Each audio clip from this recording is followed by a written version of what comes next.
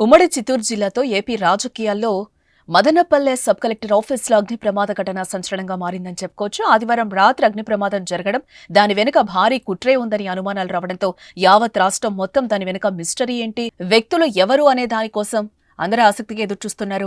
దీనికి కారణం ప్రమాదం జరిగిన ఆఫీసులో కీలకమైన వివాదాస్పదమైన పత్రాలు ఉండడమే దానికి కారణమని, ఈ అగ్ని ప్రమాదంపై నిగ్గు తేల్చేంత వరకు కూడా నిద్రపోకూడదని అధికారులకు చంద్రబాబు ఆదేశాలు జారీ చేయడం జరిగింది.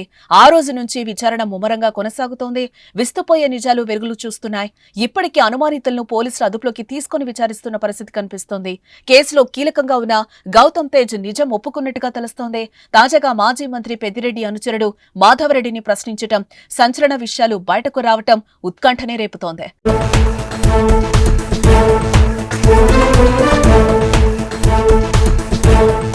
ఇటో మరోవైపు గత కొన్నేళ్లుగా సాగిన భూదందాలపై బాధితుల నుంచి ఫిర్యాదులు స్వీకరించేందుకు రెవెన్యూ శాఖ ప్రత్యేక ప్రధాన కార్యదర్శి సిసోడియా సిద్ధమయ్యారు. ప్రమాదం జరిగిన తర్వాత ప్రముఖంగా వినిపించిన పేర్లలో ఒకటి మాధవరెడ్డి. పెద్దిరెడ్డికి కీలక అనుచరుడిగా ఉన్న ఈయనకు ఈ ఘటనతో సంబంధం ఉందని ప్రచారం జరగడంతో అదుపులోకి తీసుకుని విచారిస్తున్నారు. అన్నమయ్య జిల్లా అడిషనల్ ఎస్పీ రాజ్ కమల్ ఆధ్వర్యంలో 10 పోలీస్ బృందాలు, జిల్లా రెవెన్యూ అధికారి సత్యనారాయణ ఆధ్వర్యంలో 5 రెవెన్యూ బృందాలు విచారణ కొనసాగిస్తున్నాయి.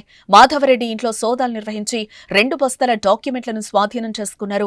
వాటిని ఓవైపు పరిశీలిస్తూ ఉండగా మరోవైపు 5 ఏళ్లుగా సాగించిన భూదందాలపై దృష్టి పెట్టారు. ఈయన ద్వారా పెద్దిరెడ్డి సతీమణి స్వర్ణలత పేరిట భూములు రిజిస్ట్రేషన్ చేయించినట్లుగా తెలుస్తోంది. ఈ నేపథ్యంలోనే రెవెన్యూ శాఖ ప్రత్యేక ప్రధాన కార్యదర్శి సిసోడియా మదనపల్లి పరిసరాల్లో భూ ఆక్రమిత ప్రాంతాలను పరిశీలించారు. సచివాలయాలతో పాటు మదనపల్లె రిజిస్ట్రేషన్ కార్యాలయాన్ని సందర్శించారాయన. గత కొన్నేళ్లుగా సాగిన భూదందాలపై బాధితుల నుంచి ఫిర్యాదులు స్వీకరించాలని సిసోడియా నిర్ణయించారు. గురువారం సాయంత్రం 4 గంటల నుంచి ప్రజలకు సబ్ కలెక్టర్ ఆఫీసులో అందుబాటులో ఉండనున్నట్లుగా ప్రకటించారు.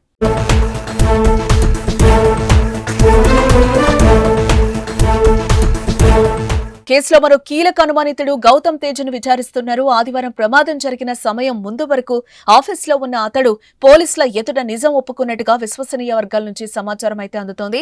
ఘటన జరగడానికి ముందుగానే సుమారు 7 లీటర్లు ఇంజిన్ ఆయిల్ తెచ్చి తన బీరువాలో ఉంచినట్లుగా తెలిసింది. కార్యాలయానికి నిప్పు పెట్టిన రోజు ఈ ఇంజిన్ ఆయిల్ ను ఉపయోగించినట్లుగా ప్రచారం అయితే జరుగుతోంది. ఈ విషయాన్ని నిందితుడు పోలీసులకు చెప్పినట్టుగా వార్తలొస్తున్నాయి. మరోవైపు సబ్ కలెక్టర్ కార్యాలయంలో పనిచేసే ఆర్డీఓ హరిప్రసాద్ తో పాటు 37 మంది సిబ్బందిని, పూర్వ ఆర్డీఓ మురళిని అదుపులో ఉంచుకుని విచారిస్తున్నారు. వారందరి మొబైల్స్ స్వాధీనం చేసుకుని కాల్ డేటాను పరిశీలించారు. అలాగే ప్రమాదం జరిగిన వెంటనే సమాచారాన్ని ఉన్నత అధికారులకు నివేదించడంలో అలసత్వం వహించిన కారణంగా మదనపల్లె 1వ పట్టణ సీఐ వల్లి బస్సును వీఆర్కు బదిలీ చేయగా 1వ పట్టణ కానిస్టేబుల్ హరిప్రసాద్, భాస్కర్లను సస్పెండ్ చేశారు. విచారణ ఐపీఎస్లు, ఐఏఎస్ల సమక్షంలో శరవేగంగా సాగడంతో మరో 2 రోజుల్లో ప్రమాదంపై మిస్టరీ వీడే అవకాశాలు కనిపిస్తున్నాయి. అలా జరిగితే అగ్ని ప్రమాదం వెనుక ఉన్న పెద్ద తలకాయలు ఎవరనేది తేలిపోనుంది.